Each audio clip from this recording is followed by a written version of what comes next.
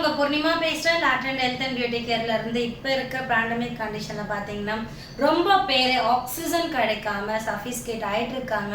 So அதுக்கு the best home remedy பார்த்தீங்கன்னா லிங்கமுத்ரான்னு ஒரு முத்ராவை நம்ம ரெகுலராக பண்ணும் போது பாடியில் ஃபயர் எலமெண்ட் இன்க்ரீஸ் ஆகுது.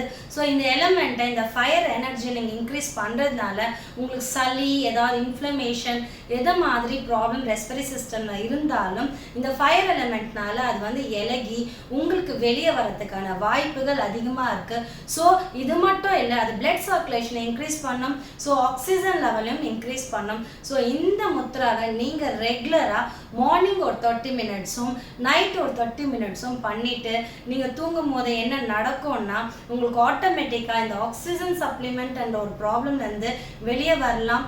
இப்போ ப்ரிவென்ஷன் பெட்டர் தென் க்யூர்ன்ற மாதிரி தான் நம்ம இருக்கிறோம். ஸோ இந்த கண்டிஷனில் ப்ரிவென்ஷன் ரொம்ப ரொம்ப ரொம்ப முக்கியம். ஸோ இது மாதிரி சிம்பிளான டிப்ஸ் நம்மக்கிட்டே இருக்கும் போது அதை யூஸ் பண்ணி யூட்டிலைஸ் பண்ணி பிள்ளைங்களுக்கும் டெய்லி ஒரு ½ அதை செய்ய விடுறதுனால நம்ம ரொம்ப மெடிடேஷனில் போக தேவையில்லை.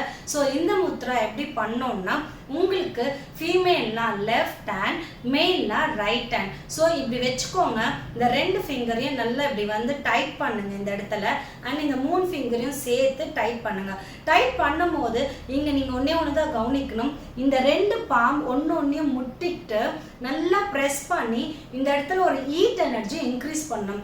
இது மாதிரி பண்ணும் போது ஒரு 15 மினிட்ஸ்க்கு மேலே நீங்கள் வைக்கும் போது பாடியில் கம்ப்ளீட்டாக ஹீட் எனர்ஜி இன்க்ரீஸ் ஆகி, அதாவது ஃபயர் எலமெண்ட்னால ஹீட் எனர்ஜி இன்க்ரீஸ் ஆகி நல்லா வேர்க்கும். மார்பிள் ஏதாவது சளி கட்டி இருந்தால் அது நல்லா கரையும். அது மட்டும் இல்லை, டான்சில்ஸ் பெயின் இது மாதிரி எந்த ப்ராப்ளம் இருந்தாலும் குறையும்.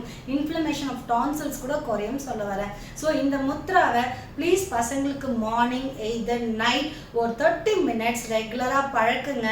லேடிஸாக இருந்தால் இது மாதிரி, ஜென்ஸாக இருந்தால் இது மாதிரி இந்த லிங்க முத்ரா வந்து நீங்கள் ரெகுலராக பண்ணுறதுனால லாட் ஆஃப் பெனிஃபிட்ஸ் இருக்குது. ஸோ இதை பண்ணி நம்ம ரொம்ப மெடிடேஷனுக்குள்ளே போகாமல் இது மூலியமாகவே கொஞ்சம் நம்ம பாடியில் இருக்கிற அந்த ஃப்ளம், அந்த கோல்ட் அண்ட் ஃப்ளூலேருந்து வெளியே வரலாம். ப்ரிவென்ஷன் பெட்டர் தென் க்யூர் சொல்லியிருக்கேன். ஸோ இவ்வளோ அழகான முத்ராவை மிஸ் பண்ணாமல் கண்டிப்பாக இது ரெகுலராக பண்ணி சிமுலேட் பண்ணிக்கோங்க. Thank you all.